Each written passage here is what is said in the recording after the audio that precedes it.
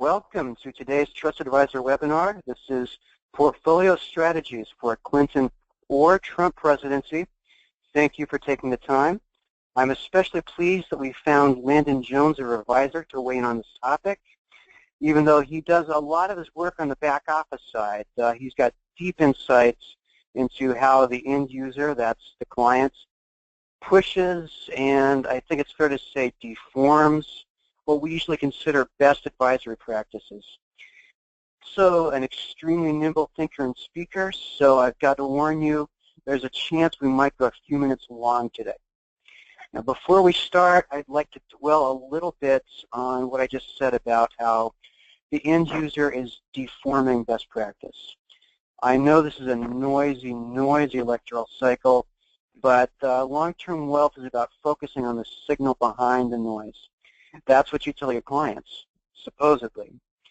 Now, I was just talking to a firm this morning that just sent out their 6th client white paper on the election, and this is since August.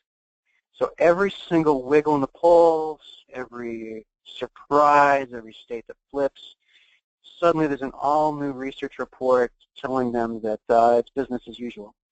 That gets expensive, it's been a drag on the operation, and realistically, I can't even tell you if it's helped with client engagement or even with retention. And it gets to be a habit. We've seen months of that reassurance, months, years even of stay the course. That gets to be a habit, and we're now, I think, as an industry, in the habit of reminding clients that we dodged the crisis. We dodged another crisis. The bullets keep stacking up. That's not really a situation that enforces confidence. And there are firms that have been in that flight or flight mode since the credit crash 8 years ago, a long time. Doesn't really make a lot of sense from an investment perspective, so what we're talking about today is reinforcing that investment perspective, the long-term view, and I think that's when the advisors can push back against the clients, and it's how good advisors can actually get back to the long-term goal of making money for everyone. So if we could have that next slide finally. I apologize for taking quite so long. This is us. I'm Scott Martin, a trust advisor, and as I mentioned, Landon's joining us from REVISOR. There will be a Q&A at the end, so feel free to submit your thoughts during the discussion. You know where the question box goes. Next slide, please. Now, here's what we're covering. I've already walked us through the real top-level view.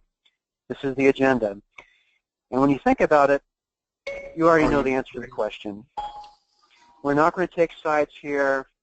A portfolio built to last through the election, no matter who wins. The election is it's water under the bridge at that point. In the long term, we're looking at the best portfolio for all political circumstances, for all market environments, and realistically, it's not about red stocks, blue stocks, good, bad stocks. It's simply about getting the clients in the right place for the long view. And whether it's Clinton or Trump, we're not taking sides. There are no red stocks here. There are no blue stocks here. It's all about the green. Next slide, please. The problem is that clients are nervous. I think that firm I was talking about, they see a lot of stats like this from UBS. It scared them in August, and I think it's frightening the advisors now because they see the investors don't have any confidence in the markets. 6 months ago, they had no confidence in the numbers. We were looking at the Brexit. All the polls said business as usual. A lot of the advisors passed on that level of clarity, that time, to the and we woke up in the morning with a lot of pain out there. And so if the clients isn't trusting the data, they're not trusting all the headlines they see, tends to reinforce uncertainty. Either choice is bad, flip up, doomed. That's not really a stable situation for anyone professionally. And so, Landon, I'd like to start out with a real basic question. What is the advisor's role in shaping, reinforcing, conditioning, really, investor sentiment and investor confidence? In general, I think this is the opportunity to recondition the mind, mainly, as far as actually providing some comfort in that time frame. We've got some data coming up in the next slide or two on the actual market performance in election years, and depending on Republican win, Democrat win, whoever wins, we don't actually have a lot of data that suggests that it matters very much. But the reality is, with the conditioned mind, is a huge Trump supporter in this example feels like if Hillary Clinton wins, that the market is going to behave horribly afterwards, and then vice versa is also true. Most Hillary supporters would actually think that the market's going to tank if Trump wins. So both parties think if their candidate, who they prefer, doesn't win, there's going to be market turmoil, or at least the fearful ones do. And the data suggests that it's not really an issue. It doesn't mean it couldn't be this time, that we couldn't have a huge decline or a huge bump upward, depending on what happens. But on average, there isn't anything in the data to suggest that this is a big ordeal that we should be concerned about. So I mainly view it as an opportunity for advisors to take their enjoyable life back and to start the conversation with clients to recondition their minds so that you can have an enjoyable client base that doesn't drive you nuts, as opposed to the opposite. I like that a lot. Well, let's go to that next slide so we can see the data. And the enjoyment factor. I hear you there. The Trump camp sees disaster ahead if they lose. The Clinton camp sees disaster ahead if they lose. That's really a 50-50 split where the advisor loses either way. Either way, half the electorate or the client base is going to be unhappy. But the long-term chart shows that election after election, money is still being made. Wealth is generated. Wealth is preserved. We see, obviously, dips and peaks there. But the red dots all sort of factor out in the long-term view.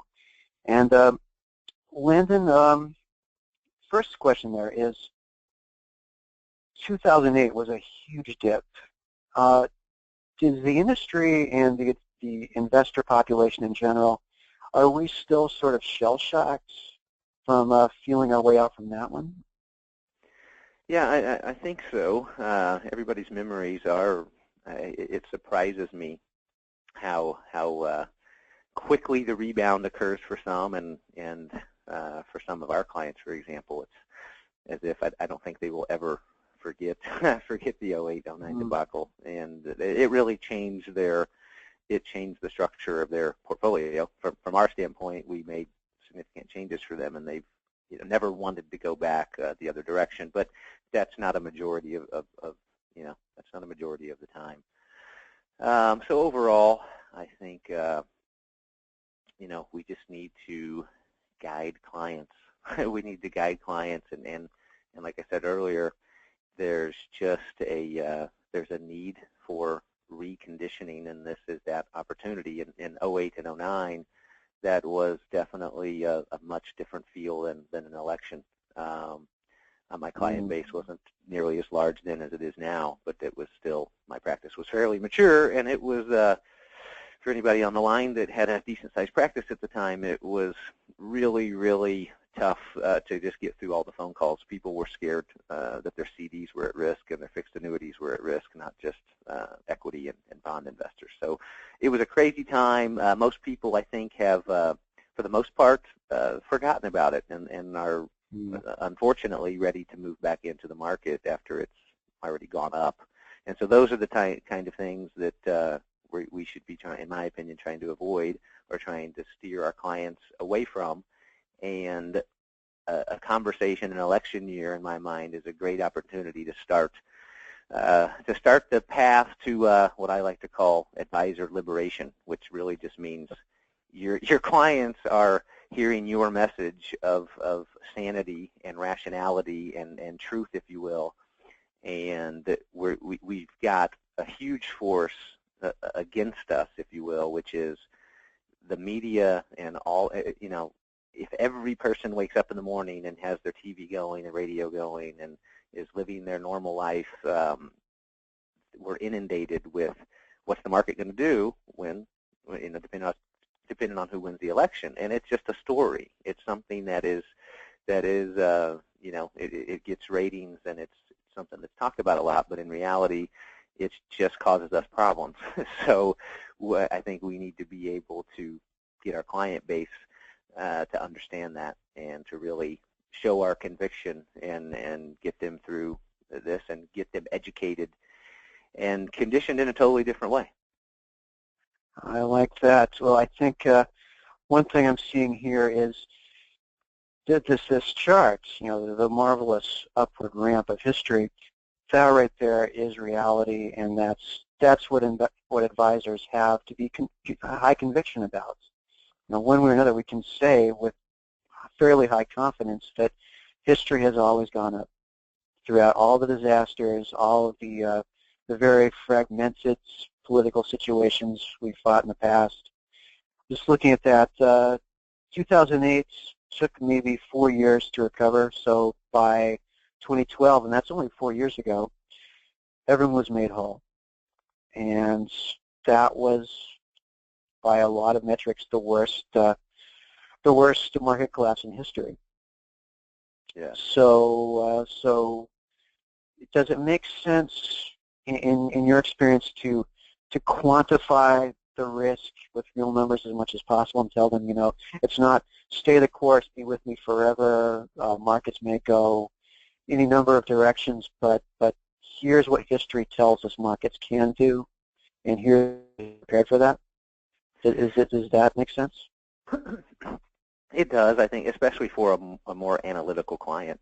A more analytical client, it's going to be very hard to just say, hey, don't worry about it and just know that everything is good. For a more analytical client, definitely, a graph like this could easily be used to just real briefly teach them that, yes, we understand that you're listening to whatever, Kramer, whomever on TV, and, you're concerned.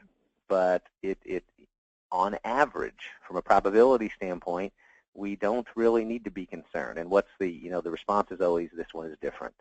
This one is always different. Everything is always different. Mm-hmm. Every crash is always the one that is going to end the world economical system.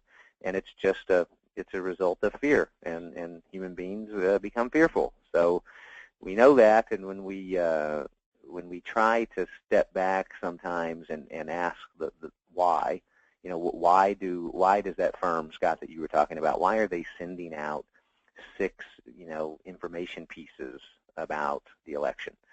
And it's because their clients are talking about it, and instead of taking that opportunity to take their life back as opposed to playing the game, it seems easier to just play the game with the client and satisfy their need to fret over this, when in reality, if we're doing that, we're just making the problem worse. And every time that client comes in, it's not the election next time, it's whatever's going on in China or whatever that it is. And when you can get to the point where the client base is educated and you say, John, Joe client, maybe you just shouldn't be in the stock market. It goes up and down. We know that. And you seem to be trying to avoid being in it any time that it goes down. And that's going to be really hard to do. So it might just make sense for us to, throw you in a 2% CD. That might be where you belong. And obviously, phrase it to them a little bit differently than that. But if they're concerned about everything that's going on in the world, election-wise, all of the economic data, fill in the blank with whatever, if you got people, a large percentage of the client base that's consistently giving you that information in an anxiety-provoked manner, then you probably don't enjoy your work very much, would be my guess, because I know I didn't. I still enjoyed what I did, but not nearly as much as now.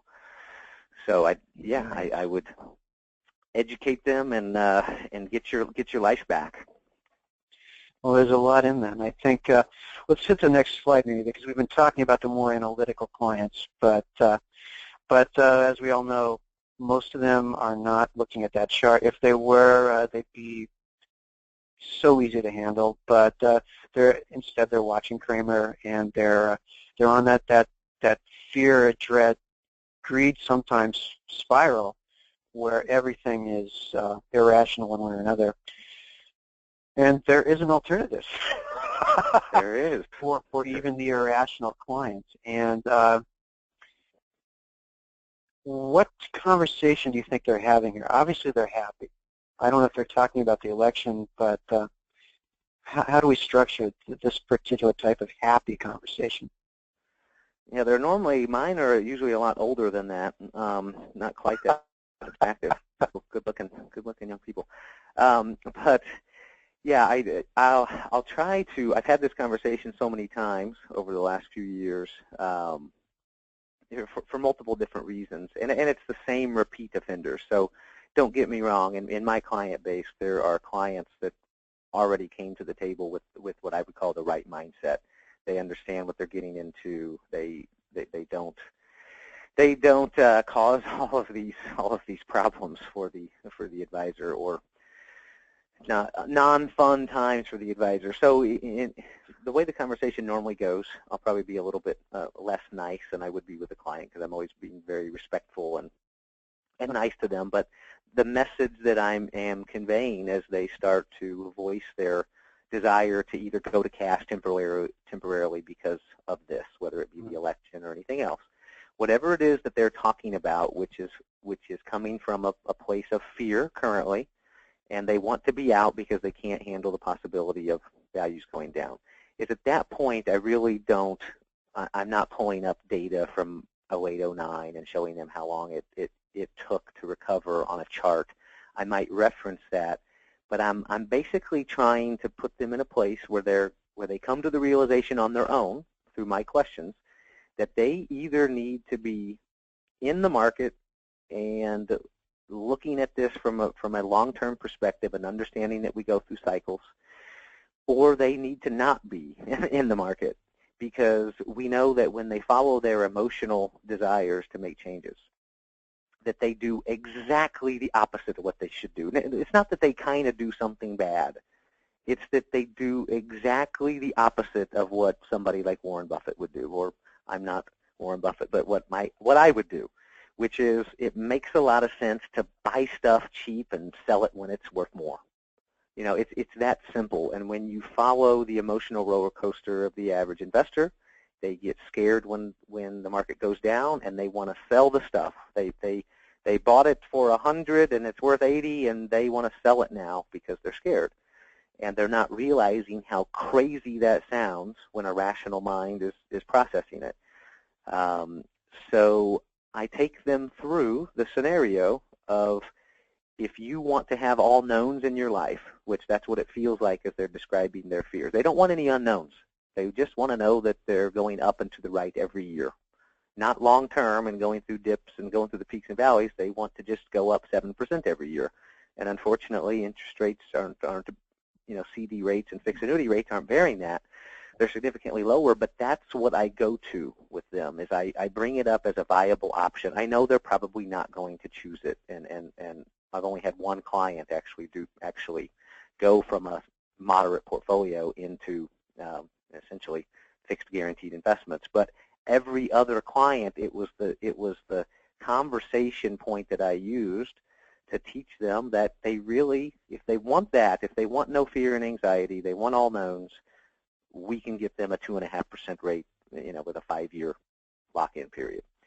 And obviously that's not a great rate of return. They're probably not going to be able to reach their goals and objectives unless they have way too much money and not a lot of spending needs. So if they're happy to be lucky enough to have a $100 million portfolio and only need $2,000 a month, then great, they can do whatever they want, I guess. But for the normal person, if you will, that has a nice-sized bucket of assets and needs to earn a higher rate of return than 2.5%, this conversation really brings them to the realization that they either need to be a conservative investor, like they view their grandparents or grandparents having their CDs at the bank, or they need to live and learn to deal with the fact that their portfolio has unknowns.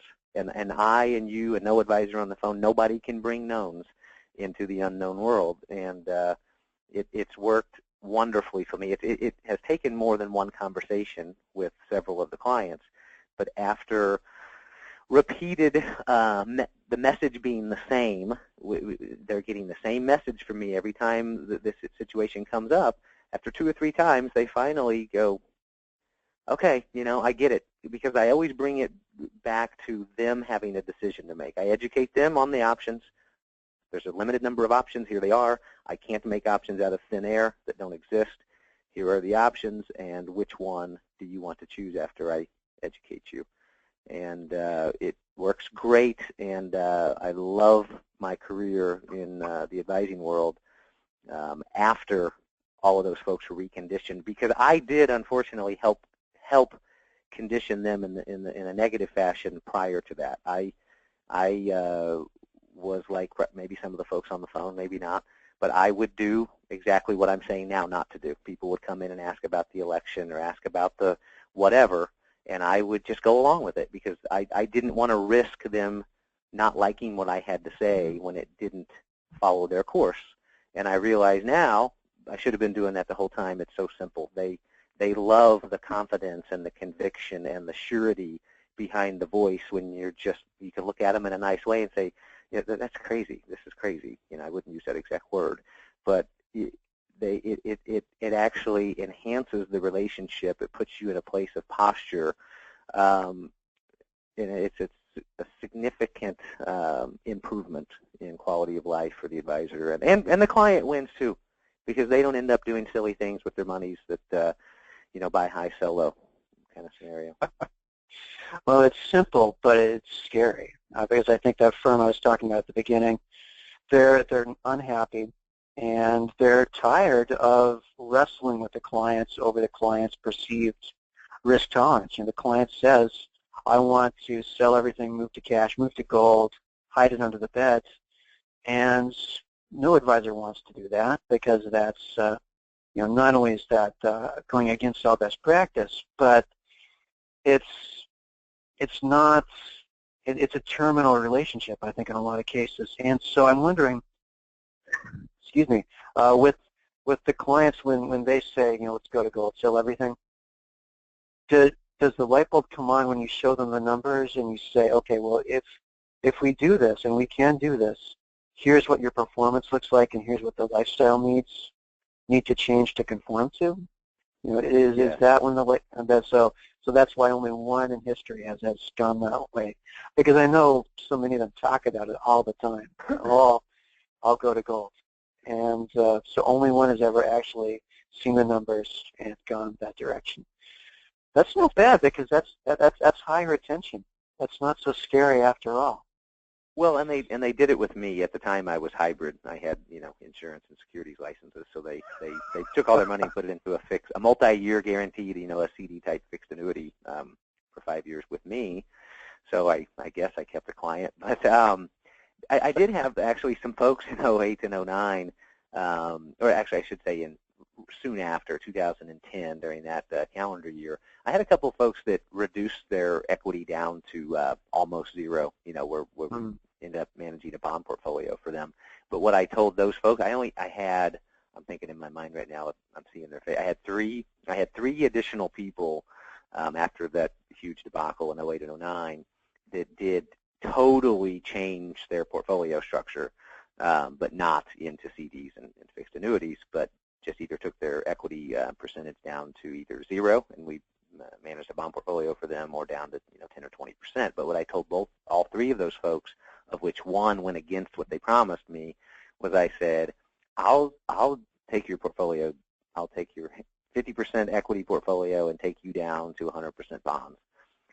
But I'm never, as your advisor, buying it back when it's hot.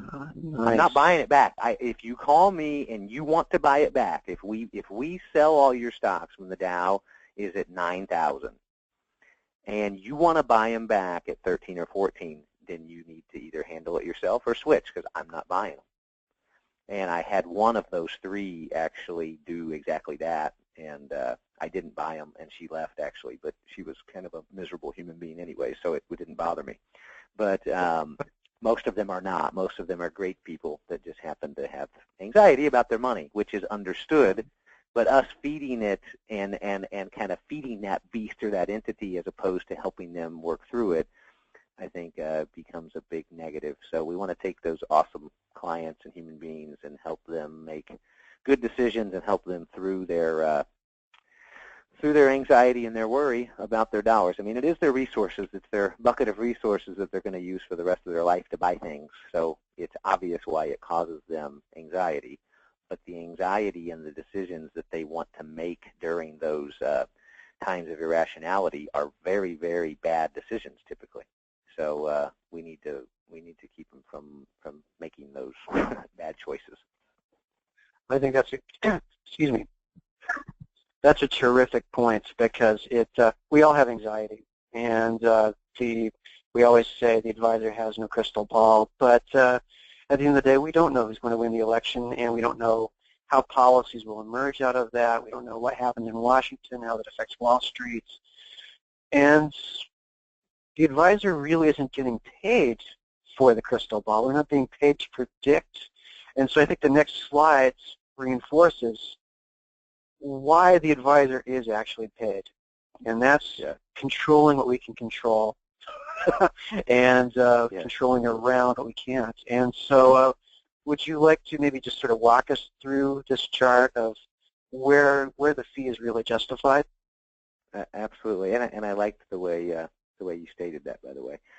So yeah, this is what we can control, and that's actually, I use that terminology a lot. And you know, these are the things that we can control. And on this screen, this is a piece. This is in my mind the most important piece, and it's the piece that I reference in review meetings. It's a piece that I do with all prospective clients. It's going through the process that they end up becoming clients. This to me is the most important piece, and the reason why is because it does two things. Number one, they don't remember everything we discuss on this page, but it does.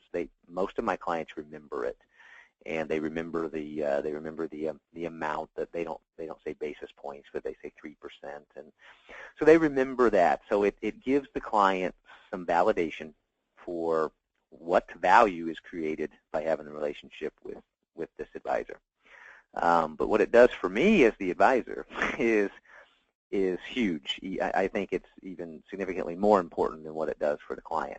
It makes me feel comfortable charging the fee, and it reminds me of the value that I am creating, because sometimes I think we get lost in the fact that we want to grow. We need to have more revenue, and when our mind becomes focused on generating revenue and AUM, sometimes we can forget that we're actually providing a phenomenal service for these folks. So this enhances my confidence and my comfortability with any questions about fees, or especially questions about fees when the market is down. So that in general, this piece is extremely important. It's covered with every client, and it's referenced back during review meetings or certain questions that they ask. But as far as the details of this are concerned, I would say everybody on the phone most likely is obviously familiar with rebalancing and asset allocation at this point in their career, so I wouldn't spend a lot of time there. But the top two, tax management in general and position optimization, these are the top piece. Tax management, we're just talking about tax loss harvesting and essentially any type of special trading functionality that would occur in a non-qualified account.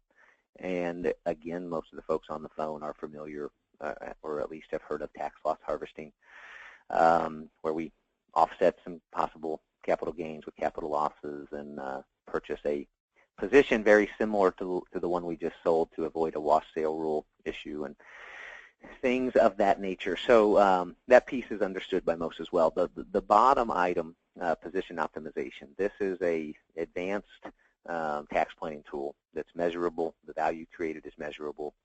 It is, if you talk to a CPA, they understand this. Most advisors that don't have a tax background, this is a little bit advanced for most. But so we might not have familiarity with this concept. We're going to be covering it later on. I think it's coming up in the slides. So I don't know if it makes sense to cover the detail now or just wait until then. But what do you think? I think I'm thinking. I think we can talk a little bit about it, just to tease, because it's really exciting. And absolutely, it's exciting to me because looking at this chart, I'm thinking as I do about the impact of robot advisors, on the industry. Fee compression, automation, and so I'm looking through all this, and I'm seeing tax management. A robot could theoretically learn to do that, but the real advantage I see there is that's the piece of the advisory puzzle that does actually have some impact on impact from politics. If capital gains rates, capital gains treatment go up, they go down, they're abolished, who knows what happens, but in any case, whatever the climate is, the advisor is constantly adding as much value as possible on that side. It has nothing to do with selling and going to cash when they're in an election year, right? So that's a great point. That's the big thing, and that's why I say this comes up in a lot of review meetings or when clients have questions, is when it's down that path, when it's that type of question, which is out of fear they're wanting to do A, B, or C, is that this is something that we can do. These are things that we can do that are going to add value. It's going to more than cover the fee that we're charging you, and it's not in the area really of the unknown. The parts of it are unknown, the exact asset allocation or the perfect time and methodology and frequency of rebalancing. There's some unknowns in there. But as far as the tax side goes, which is why I love it, the tax side really becomes a known. And it's nice because you have to understand how to do it and how to communicate it to the client base, and it separates you from other advisors in a major way. And it's one of those pieces that really doesn't have an unknown. We have an unknown tax code in the future, yes, but when we're in the current code and we can implement item A, B, and C that are tax planning tools into the portfolio management scenario, then we're able to bring a known into a world of mainly unknowns, and it's a very very awesome thing in my opinion. Fantastic. The position optimization piece itself, just to give an overview before we move on, just think of it as we have, I would call it an arbitrage opportunity between rates of return of different asset classes. And just to keep it simple, let's say bonds average 4 and stocks average 8. So because we know that we have clients that have a mixture of those different average rate of return type of positions in their portfolio, if we have one account that grows tax-free, another account that grows potentially tax-free, stepped up cost basis for next generation, all these details that come into play, but if we have some accounts that we know grow tax-free like Roth IRAs, potentially tax-free through stepped-up cost basis on non-qualified accounts, and then we have an IRA, which the IRS is a secret partner in every dollar of growth and deposit. So every dollar of deposit, they're a secret partner, and also every dollar of growth, they're a secret partner. So might it make sense to weight the assets that have higher average rates of return in accounts that grow tax-free or potentially grow tax-free, as opposed to pick on, the average large firm. You walk in and you get into a client gets into a managed account platform, unless they're, $25 million of asset value, something of that nature, they are typically getting, if they're a 50-50 split type of a client, if they're a moderate half stock, half bond type of investor, then that 50-50 split, that model is built in all of the different registrations, in the Roth, in the traditional IRA, in the non-qualified account. And so we'll get into more of the detail later, but that's insane if you're trying to maximize the net after. The net is what matters. So how do we improve the net? And this is one of the ways that we do it. So. Fantastic. Well, better outcomes, and that might mean, I notice client comfort and goals is in here under asset allocation. So just closing that gap might mean the difference between a happy retirement and delaying a year or two. It might mean better outcomes for the kids. It might mean simply less stress because we're not forcing the assets to work so hard every year. And that's amazing. And 300 basis points, there's a lot of wiggle room in that. So I think in the next slide, we're going to start to see how this really plays out in specific scenarios. And so I think, Landon, because we've been talking a little bit longer than we should, I want to give you the prompts on this part of the deck. And if you'd just like to walk us through at your own speed. Absolutely. Just walk us through scenarios. We should be able to move through this because I'll be able to get through the position optimization piece, I think, in an efficient time frame. We already really covered this slide, by the way, because here we're talking about essentially having that conversation with the client that is very nervous, they're upset, they want you to do things with their money that you know is most likely going to be a negative, and that's when we bring them to the realization. Even if you've gone along with it in the past, what's neat is that it doesn't matter. They don't say to you, well, you went along with me on these conversations a year ago. I was talking to you about these things, and you sit and conversated with me on them, and now you're telling me that we shouldn't anymore.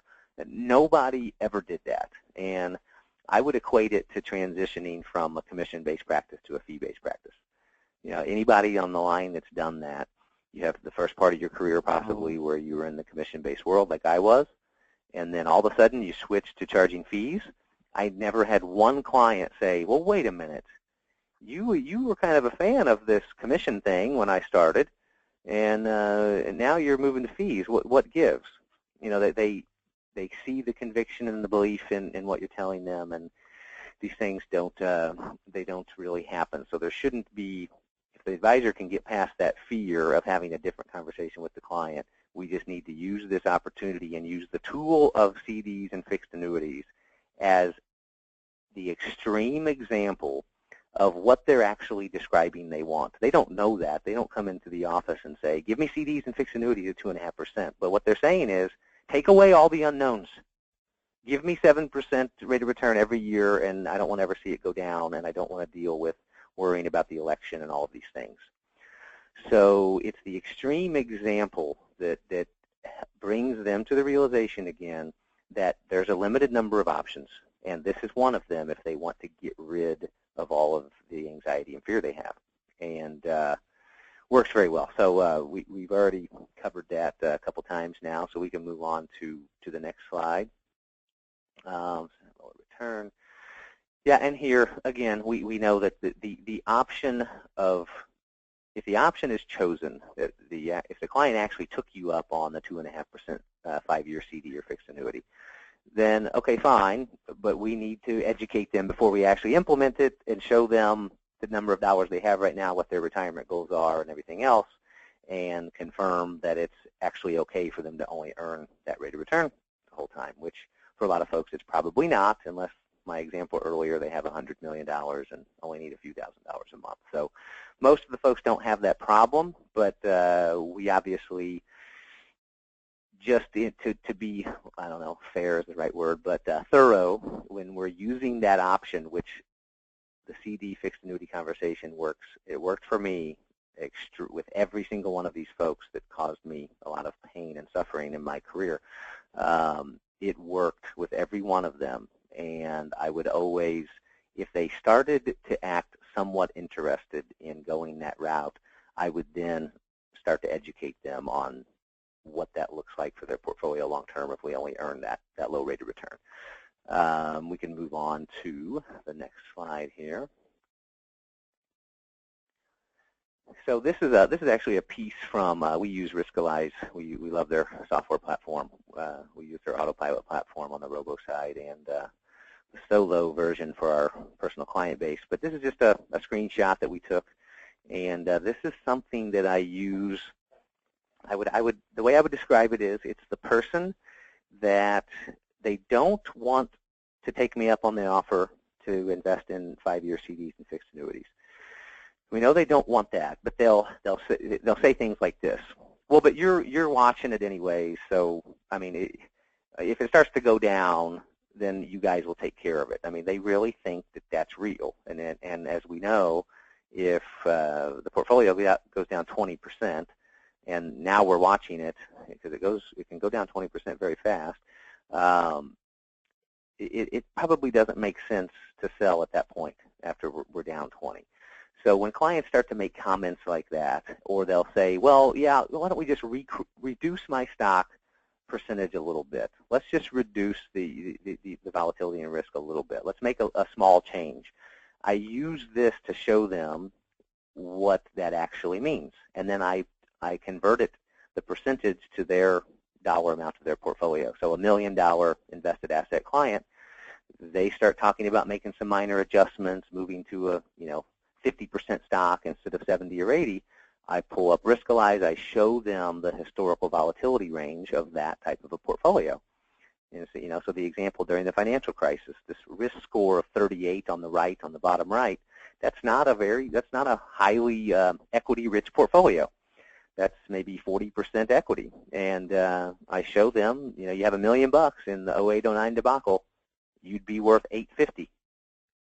And are you okay with that?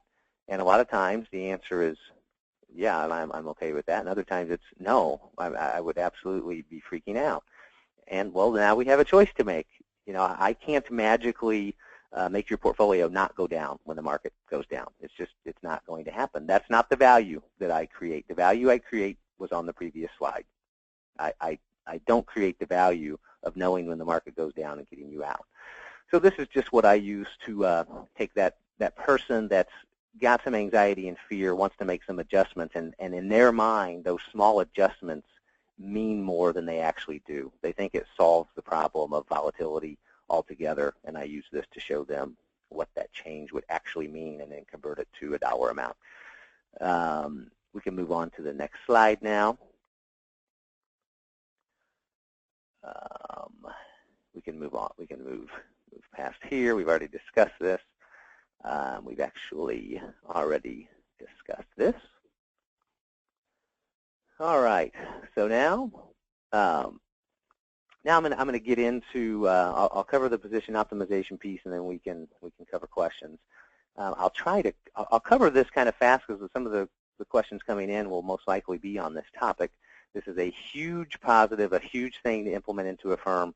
We do this for our clients that we sub-advise for. So if we act in a TAMP capacity for a firm, when we handle their model portfolios and the construction of each of their households, we implement the position optimization piece into the strategy for our TAMP clients. So systematic rebalancing, asset allocation, and tax management. I talked briefly on those on the slide towards the beginning. And I don't really think there's a huge value in covering those items on this call because of our audience. If it was a client, maybe, or a brand new advisor. So why don't we go ahead and flip to the next slide, and I'm going to get through some of the details of the position optimization piece. So position optimization is quite simply this. I'm going to use a really, really simple example numbers-wise. We have somebody with $1 million total, and they have exactly $500,000 in IRA funds, pre-tax IRA funds, $250 in trust assets or non-qualified assets, and $250 in Roth. Okay, so this individual would typically walk into an asset management firm, and even if that firm does a great job, if they do the risk tolerance questionnaire and they get everything in line, and they decide that the client needs to have a 50% stock, 50% bond portfolio, they'll build that 50 stock, 50 bond model in all three of the accounts. And what we're really doing is we're just taking a bunch of money away from the client that they could have and giving it to the IRS. Because there's a better way to handle it. If we switch to the next slide here,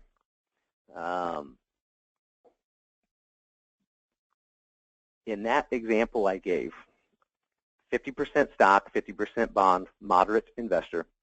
They happen to have exactly $500,000 in IRA funds, $250 in Roth, and $250 in their non-qualified account. The best possible scenario for them, and I'll share the end result first, or how the portfolio is structured, and then go through the numbers, because for most advisors, once I go through the example, the light bulb goes off. So we would take this exact client in my firm, and we would build a 100% stock portfolio in their non-qualified account, a 100% stock portfolio in their Roth IRA account, and a 100% bond portfolio in their IRA. So all the bonds in IRA, all the stocks in non-qualified and Roth. So one of the, it works beautifully. It's almost poetic. It's a wonderful thing, and it puts a smile on my face how it all works, because it works in every capacity to do it this way. So number one, the main thing that we're doing is we're taking, let's say, 7%. I used 8 and 4 earlier. We'll use 7 and 3. That's what I have on the slides. If stocks average 7 over the next 30 years and bonds average 3, then if we put the 7% asset, or if we put the 7% yielding investments inside of tax-free growth accounts, and we put the 3% growth investments in the IRA, which the IRS is a partner in, we create arbitrage by simply having higher growth in the accounts where it grows tax-free. It's that simple. We still, as a household, have the same percentage of stock and bond for the client. We are just putting the stuff in the account from a tax standpoint that makes the most sense. And makes the most sense means highest growth potential assets in accounts where we have either tax-free growth or potential tax-free growth. So let's go ahead and switch to the next slide where we have some numbers. I want to cover the non-qualified account really quick. Most people will already know this, but just for a few of the folks that might not, if I have $250,000 in a non-qualified account today, I buy $250,000 worth of Microsoft stock, and 20 years from now, the $250,000 cost basis Microsoft stock is now worth $1 million, and I sell it myself, I pay capital gains tax on $750,000 of capital gain liability. But if I have the same scenario, buy $250,000 worth of Microsoft stock, grows to $1 million in value, I die, and my children inherit that account, their cost basis steps up from $250,000 to $1 million. So if they sell it the next day after I die, after they get the account, and they sell the stock for $1 million and buy a new home, they owe no capital gains tax. So that is a beautiful tool to use. And could it be taken away at some point? Yes. Who knows what's going to happen in the tax code? But it's been around for a long time, and I think it's probably going to stay. So that being said, we know that clients have to start taking required minimum distributions from their IRAs. Okay, so sometimes when I talk about this concept, people will, their minds will start wrapping around, well, wait a minute, if you got all the bonds in the IRA and all the stocks over here, what about when they need to take withdrawals, or what about this and what about that? Well, there could be some need for some slight configuring to be specific for each client. We do that, 30-40% of the time. We need to make a couple of tweaks because of what they're doing from a withdrawal standpoint in their distribution phase. But most of the time, we don't need to, because it works out in a poetic, beautiful way. So the IRA, where we must take required minimum distributions, holds bonds of which have lower volatility ranges, and therefore is ideal for if we need to liquidate positions. We have a much lower probability of having to liquidate. If we liquidate bond positions, we have a much lower probability of them being down when we liquidate them to take the RMD. So having bonds in the IRA not only is a tax planning tool, what we're talking about now with position optimization, but we have to take money out of the account. It's required. And in doing so, having the lowest volatility, lowest average earning assets there is nice alignment. It aligns very, very nicely. So when we look at our client base and we look at our folks that have passed away, our folks that are older and we just take a glimpse at their registrations. We always notice their non-qualified account and Roth IRA, if they happen to have one, are the accounts that have the higher balances when they get closer to, when they get up there in age and into their upper 70s, mid 80s, and as you get further along, it just continues to be exaggerated. So we know we have to take money out of the IRA. That's where 90% of our clients get their income needed, is through their RMD, and maybe they take a little extra. Who knows? Everybody's different. But that is the case with most of our client base, that when they die, if they have a Roth, the Roth is still intact, and the non-qualified monies are still intact. So again, we have wonderful alignment, because if the non-qualified account, as it grows, if we're constantly selling positions to get them, to get money on a monthly basis for the client, we're most likely not going to be able to utilize the stepped-up cost basis strategy, and it's not going to be as valuable. So there are cases where that could happen, but for the most part, for 90-some-odd% of people, we don't have to sell the assets in the non-qualified account that have low cost basis and high amounts of growth. If there was a need to, we would, obviously, but it works out wonderfully. These accounts pass on to the next generation. The family as a whole never pays capital gains tax on any of the growth. The Roth IRA obviously passes tax-free, and those accounts grew at, let's say, a 7% rate, and the other account, the IRA account, where the IRS is a partner, only grew at a 3% rate in this example. So the value that's created, we've got some numbers ran here, and this is a a real life example. If you have a client that doesn't have any diversification in the different tax registrations, this doesn't work. If they're worth, if they got $2 million in invested assets and it's all in a pre-tax and a rollover IRA, this doesn't work. The client needs to have a decent amount of assets. This is not going to be a huge advantage for somebody with $100,000 in total invested assets. But you get into the 500, 750 range and above, and having a decent amount of assets in Roth and non-qualified accounts, this becomes a huge provider of value, actual dollar value for the client.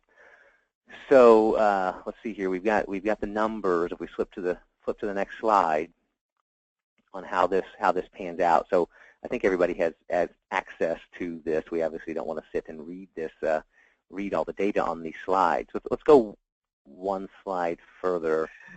Yeah, Landon, that's a great point. We will be we recorded this, so there will be a replay available, so they can read and scrutinize the numbers at their leisure. Perfect. Well, this is the one that really brings this to life. Now you could look at this and go, oh, wait a minute. On the left, what do I have? Non-optimized portfolio after taxes. Go, okay, $2.3 million, and here on the right we got 2.6, and you go, okay, well, big deal. Well, that's $300,000. So it would be, I guess it could be arguable that it's not a big deal if you had to do a lot of work, and there was a lot of pain and suffering that went along with doing this, and it was a very, very hard thing to do. But the fact that it's not, it just takes the understanding of how it works and the ability with your software or with your TAMP provider or fill in the blank with whatever to just implement this basic strategy, which is high growth assets in tax-free accounts or potential tax-free, and lower growth assets the client needs to match their risk tolerance in the IRA account. It's that simple. Now what happens? We've got an example of somebody that starts with $1 million 20 years ago. 20 years ago, $1 million, half of it in IRA, the other half spread between non-qualified and Roth. And if you look at the left side, this is the average firm. What the average firm does is just puts a 50 stock, 50 bond split model in all three of the accounts. And on the right is using the tax code to our advantage and still having a household account as a household, still a 50-50 split, but all the stock in the tax-free or potential tax-free and all the bonds in the IRA. And it's worth $300,000 to this average, $1 million invested asset client. And it's real easy to show your value to a client when you've got data like that. I mean, that alone is a majority, would be your fee over the years without anything else involved. That would take care of it for the average advisor. So that, hopefully I did a good job for everybody on the phone describing how position optimization works, but we'd love to take any questions, and I'll turn it back over to Scott. Thank you, sir. I think I'm kind of tempted to just leave that slide up there so we can all bask in the glory. I think that's something like 60 basis points for free a year. And so you're beating the market, and as you say, it's super easy. And so I think we've got time for a few questions. So as always, feel free to use that question box, and we'll squeeze in as many as we can. First one's coming from Tony. It's extremely relevant to that slide. He simply asks, this optimization program, is it automated? How do we make this happen? Well, it would be like if, for example, if we are acting in a TAMP capacity for him, if Tony was a TAMP client, yes, that would happen in an automated fashion. Yes. Wow. So that's it's not really automated because we're doing it, but it's automated for him. So it's automated for Tony. It's not automated for us. Okay. So he never sees the hard work going on behind the scenes, the elves. But I think that's sort of the flip side of Eleanor's question, which is the optimization. This applies to a personalized client view. I take it aggregation is involved. I think she's wondering about the 360-degree view, held away assets. Do all of these accounts have to be under the advisor's supervision?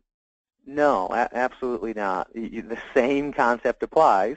It's just a matter of where are trades taking place, or where is model or portfolio construction taking place. It would be hard, obviously, if you didn't have the ability to influence what happened in the other accounts. So if they've got half their assets with Merrill and half their assets with you, then just using Merrill as an example, and Merrill's got a 50-50 split portfolio in all their accounts there, most likely they're not going to take your call and switch the positions around. But assuming that it's a 401k plan or something of that nature where you can direct traffic, then yes, we do the exact same thing. We're just including the entire picture of assets held away into the mix. Fantastic. And so at the end of the career, the advisor still gets to own that value add. Absolutely. Because we were the quarterback. Fantastic. Let's go ahead and wrap through to the last slide. So we've got the contact screen up. And a question, no name on it, about that 300 basis points. This is market neutral, correct? It's just simply that's how much value we add on top of market performance? Yeah, I mean, I guess if you don't have equity, I mean, if you had a 100% bond client, then things like systematic rebalancing and asset allocation become less of an issue. So yeah, there would obviously be some dependence there. I mean, if your client has fixed annuities and CDs, really none of it applies outside of the tax planning. But yeah, your normal client, balanced client, high percentage equity, anywhere, conservative growth and up, yeah, that applies across the board. Across the board, wow. So in theory, the people with bonds, the people with cash, they're seeing much higher relative outperformance. But that's fascinating. I'd like to talk about that at greater detail some other time. Absolutely. But I know that you have first of all, your phone is always available. So if people would like to talk in greater detail about anything we've talked about, they can reach out, give us contact information. And I heard rumors about you have an offer or something in the works, some sort of a white paper, some sort of product available. We do. People think we're nuts when we do stuff like this, but it's actually not that hard to organize. We're logistics. We're like FedEx. We love logistics and making things problem solving and making things work efficiently. So we have ways to make all these things work nicely. Otherwise, it would be hard to do. But what a lot of folks don't realize is that using a sub-advisor, which is what I call it, a TAMP, using a TAMP is very.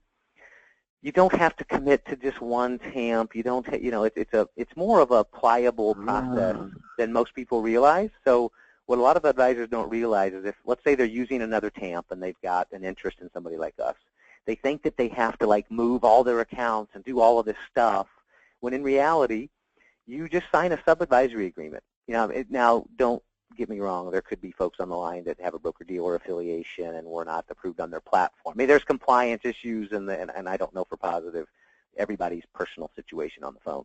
But assuming that we are compliantly able to sub-advise or provide TAMP services to a client, all you do is sign a sub-advisory agreement that says we allow you to manage on our behalf and sub-advise on our behalf, and what the revenue splits are, and just a typical agreement, and then we get a joint rep code with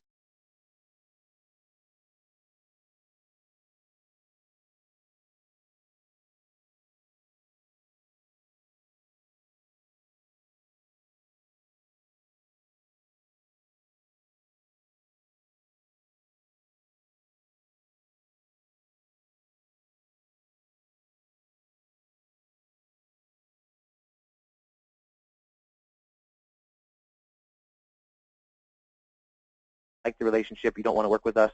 To fire a TAMP or a sub-advisor off of an account is literally an email. You email and say, I don't want you to sub-advise these account numbers anymore.